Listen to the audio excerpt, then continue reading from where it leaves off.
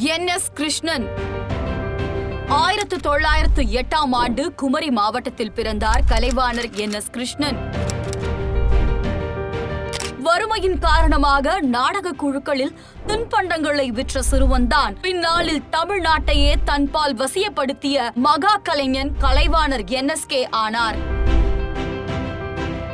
காந்தியவாதியும் பகுத்தறிவுவாதியுமான கலைவாணர் அறிஞர் அண்ணாவின் கதை வசனத்தில் நடித்தார். 1957ஆம் ஆண்டு தமிழ்நாடு தேர்தலின் போது அண்ணாவிற்காக பிரச்சாரம் மேற்கொண்டார். அந்த தேர்தலில் மாபெரும் வெற்றியும் பெற்றார் அறிஞர் அண்ணா. சிரிப்பு மொழியில் சீர்திருத்த சிந்தனைகளை தூவிய கலைவாணர் 1957ஆம் ஆண்டு இயற்கை எய்தினார். அவரது நினைவாகவே சென்னையில் உள்ள அரசு அரங்கத்திற்கு கலைவாணர் அரங்கம் என பெயர் சூட்டியிருக்கிறது தமிழ்நாடு அரசு. சென்னையில் இவரின் பெயரில் சாலையும் உள்ளது. மேலும் சென்னை தியாகராயா நகரில் கலைவாணர் சிலையும் அமைக்கப்பட்டுள்ளது. வெற்றி பெற்ற அண்ணாவின் படத்தை திறந்து வைத்த நிகழ்வுதான் கலைவாணரின் கடைசி நிகழ்ச்சி.